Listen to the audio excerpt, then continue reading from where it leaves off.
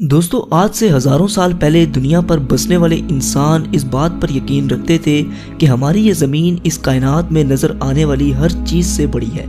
और ये भी माना जाता था कि सूरज और बाकी के सितारे ज़मीन के गिर्द चक्कर लगाते हैं। इस पर सवाल खड़ा करने वाले को कड़ी से कड़ी सज़ा सुना दी जाती थी, क्योंकि उनका ये मानना था कि इस पर सवाल उठाना गोया भगवान यानी खुदा को चैलेंज करना है। लेकिन वक्त के साथ साथ जैसे जैसे साइंस ने जन्म लिया तो हमें मालूम हुआ कि आखिर हमारी जगह इस कायनात में कहाँ है।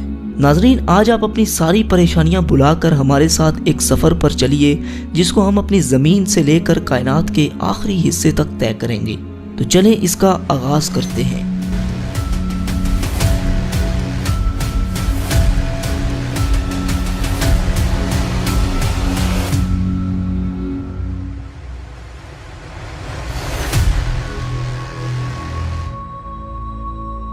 दोस्तों, अर्थ से करीबन 400 किलोमीटर ऊपर आने के बाद हमें कुछ ऐसा मंजर दिखाई देगा जहां पर इंटरनेशनल स्पेस स्टेशन अर्थ के गिर्द चक्कर लगा रहा है।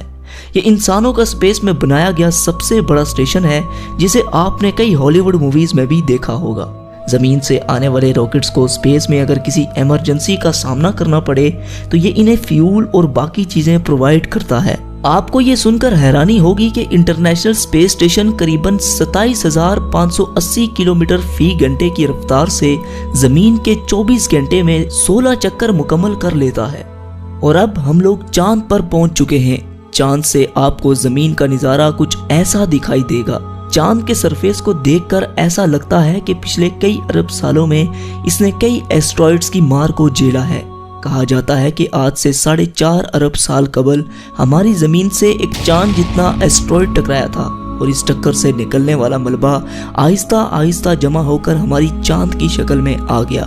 ये जो कदमों के निशानात आप देख रहे हैं, ये नील आर्मस्ट्रॉन्ग और उनके साथी के हैं, जो 1969 में चांद पर एक मिशन के लिए आए थे। और ये निशानात तब तक कायम रहेंगे जब तक चांद कायम है, और शायद हमारे खात्मे के बाद तक कायम रहे, क्योंकि चांद पर एटमॉस्फेयर मौजूद ही नहीं है।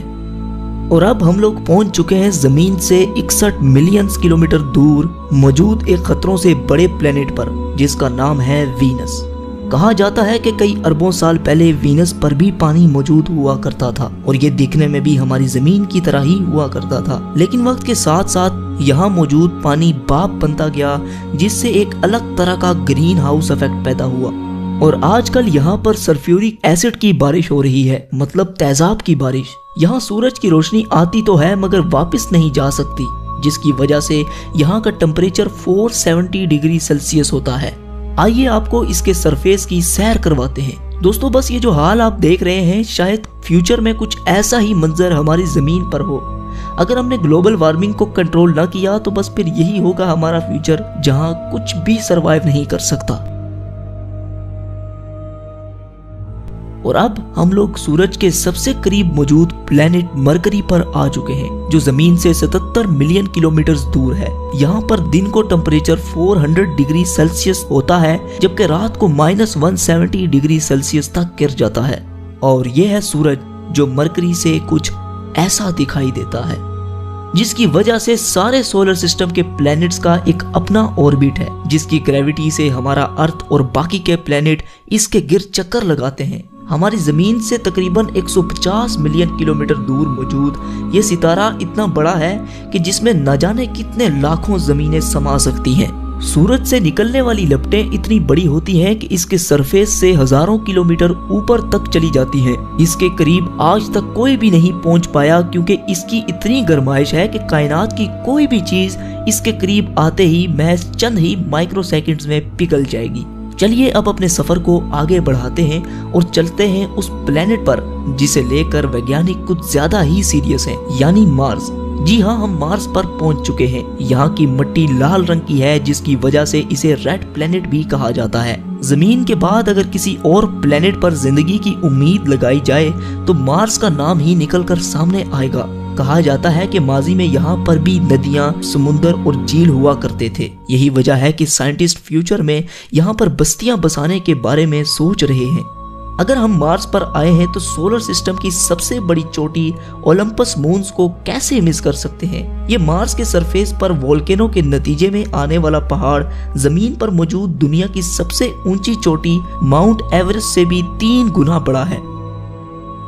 और अब इससे आगे का सफर थोड़ा खतरनाक होने वाला है, क्योंकि इससे आगे है एस्ट्रॉइड बेल्ट, जहाँ कई चट्टानें सूरज के गिर्द चक्कर लगा रही हैं। इस जगह पर इतनी बड़ी बड़ी चट्टानें भी हैं कि जिन पर आसानी से एक बड़ा शहर बसाया जा सकता है। ये सब एस्ट्रॉइड्स मिलकर एक प्लेनेट भी बना सकते थे, लेकिन हमारे सोलर सिस्टम की एक बहुत बड़ी पावर ने इन्हें रोके रखा, और वो पावर थी जुपिटर। सोलर सिस्टम के सबसे बड़े प्लेनेट की ग्रेविटी ने इन्हें आपस में मर्ज नहीं होने दिया। अपने चंद बड़े और दर्जनों छोटे मून्स के साथ जुपिटर एक अलग ही सोलर सिस्टम की तरह है। अगर बाकी के प्लैनेट्स को मिला भी लिया जाए तब भी ये जुपिटर का मुकाबला नहीं कर सकते। ये इतना बड़ा है कि अगर 65% मजीद बड़ा हो जाए तो ये सूरज की तरह एक अलग सितारा बनकर सामने आएगा। जुपिटर के सरफेस पर मौजूद ये रेड स्पॉट एक बहुत बड़ा तूफान है जो कई हजार साल से चलता आ रहा है। ये धब्बा इतना बड़ा है कि इसमें 3 अर्थ समा सकते हैं। जुपिटर जमीन की तरह ठोस नहीं बल्कि एक गैसेस से भरा प्लेनेट है। अगर आप जुपिटर की सतह पर उतरेंगे तो इस पर खड़े नहीं हो सकते बल्कि इसके अंदर दसते चले जाएंगे। और अब हमारी अगली मंजिल है सैटर्न। सोलर सिस्टम का सबसे खूबसूरत प्लेनेट सैटर्न अपने शाही छल्लों की वजह से जाना जाता है, जो इसकी सतह से लाखों किलोमीटर ऊपर तक फैले हुए हैं। इस प्लेनेट को हमारे सोलर सिस्टम का ताज भी माना जाता है।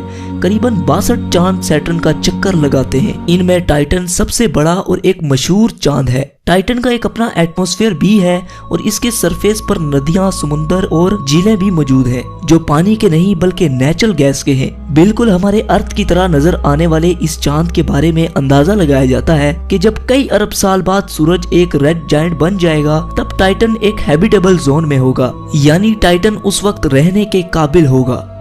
दोस्तों, हम बातों ही बातों में अपने घर से इतना दूर आ चुके हैं कि यहाँ से अर्थ कुछ ऐसा नजर आता है। इससे आगे है यूरेनस और नेपट्यून, जो हमारे अर्थ से कई बिलियन किलोमीटर दूर हैं। यही वजह है कि इनकी खोज टेलीस्कोप इजाद होने के बाद ही मुमकिन हो पाई। इन प्लैनेट से आगे है क्यूपर बेल्ट, जो पिछले एस्ट्रॉइड बेल्ट से 20 गुना चौड़ी और लगभग 200 गुना बड़ी है, जिसमें करोड़ों की तादाद में कॉमेट्स, पत्थर और बर्फ से बने ऑब्जेक्ट्स मौजूद हैं, और हमारा प्लूटो इन्हीं में से एक है। और अब हम इंटरस्टेलर स्पेस में दाखिल हो चुके हैं, जहां एक चीज ट्रेवल करती हुई दिखाई दे रही है, और वो है वॉयेजर 1 स्पेसक्राफ्ट। जी हाँ, आपको सुनकर हैरानी होगी, लेकिन इंसानों की बनाई गई ये वाहिद ऐसी चीज है जो सोलर सिस्टम से बाहर जा चुकी है। जमीन से तकरीबन 19 बिलियन किलोमीटर दूर जा चुके इस क्राफ्ट ने हमारे सोलर सिस्टम के कई राजों पर से पर्दा उठाया है। ये स्पेसक्राफ्ट तकरीबन 17 किलोमीटर फी सेकंड की रफ्तार से आगे बढ़ता चला जा रहा है। इसके बारे में हम आगे एक मुकम्मल वीडियो पर बात करेंगे। फिलहाल आगे बढ़ते हैं। दोस्तों, इस वक्त हम इतना दूर हैं कि यहाँ से सूरज एक छोटे से सितारे की तरह दिख रहा है। अर्थ पर सूरज की रोशनी तकरीबन 8 मिनट और 20 सेकंड में पहुंचती है, लेकिन यहाँ पर जहाँ इस वक्त हम मौजूद हैं, इस जगह सूरज की रोशनी पहुंचने में तकरीबन 1 साल लग जाता है। इससे आप अंदाजा लगा सकते हैं कि हम कितना दूर आ चुके हैं। यहाँ पर अरबों की तादाद में मौजूद कॉमेट्स इस बात को वाज़ेह करते हैं कि सूरज की ग्रेविटी अभी तक खत्म नहीं हुई।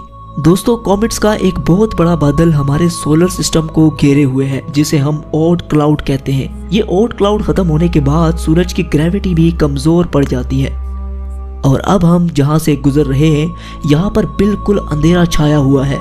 हम यहाँ पर अपनी आंखों से कुछ नहीं देख सकते, इसलिए यहाँ हमें देखने के लिए इंफ्रारेड विजन की जरूरत पड़ेगी।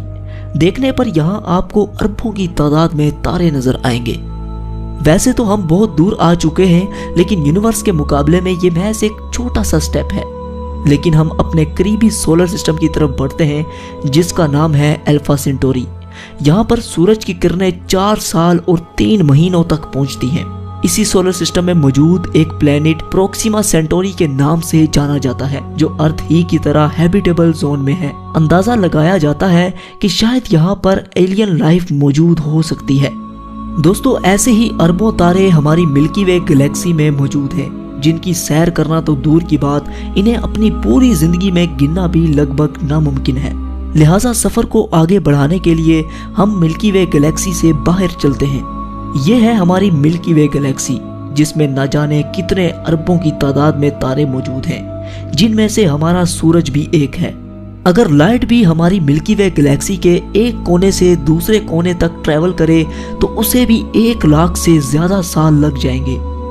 और अब अपनी गैलेक्सी को छोड़कर हम इंटरगैलेक्टिक स्पेस में दाखिल हो चुके हैं, जहां हमारी मिल्की वे गैलेक्सी की तरह अरबों गैलेक्सीज मौजूद हैं, जिनमें हम अपनी गैलेक्सी को ढूंढ भी नहीं सकते।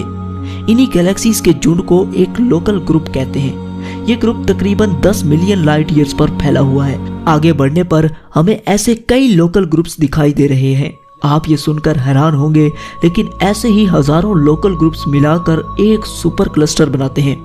यहाँ पर आकर अपना सोलर सिस्टम तो दूर की बात, बल्कि मिल्की वे गैलेक्सी को भी छोड़ें, यहाँ तो हमारा लोकल ग्रुप ही एक छोटे से तिनके के बराबर नजर आ रहा है। इससे आप अंदाजा लगा लें कि ये सुपर क्लस्टर कितना बड़ा है, जो कि 110 मिलियन लाइट ईयर्स पर फैला हुआ है। और ये भी हमारी यूनिवर्स के सामने एक छोटे से डॉट की मानिंद है, क्योंकि ऐसे 1 करोड़ सुपर क्लस्टर्स हमारी यूनिवर्स में मौजूद हैं। और ये है हमारा ऑब्जर्वेबल यूनिवर्स, क्योंकि इससे आगे ना तो हम देख सकते हैं और ना ही अंदाजा लगा सकते हैं। लेकिन सवाल ये है कि क्या यही है हमारी पूरी कायनात? क्या इसे ही हम अपनी पूरी यूनिवर्स समझें? तो दोस्तों, जैसा कि मैंने अभी कहा कि ये ऑब्जर्वेबल यूनिवर्स है। हम अपनी पूरी कायनात के बारे में जो कुछ भी जानते हैं वो सब इसके अंदर है। हो सकता है कि हमारी कायनात इससे भी बड़ी हो, लेकिन फिलहाल हम इतना ही जान पाए हैं। हमारी यूनिवर्स कितनी बड़ी है इसके बारे में हम कुछ भी नहीं जानते। दोस्तों, साइंसदानों का ये भी मानना है कि हमारी यूनिवर्स के अलावा कई और यूनिवर्स भी हो सकती हैं, जिनका हमें कोई अंदाजा नहीं। तो दोस्तों, आपका ये सफर कैसा रहा? हमें नीचे कमेंट सेक्शन में जरूर बताइएगा। जाने से पहले हमारे चैनल को सब्सक्राइब करके साथ मौजूद बेल के आइकन पर भी क्लिक कर दें। तो जब तक हमारी अगली वीडियो आती, तब तक के लिए आप अपना और अपने प्यारों का ख्याल रखिए। अल्लाह हाफिज।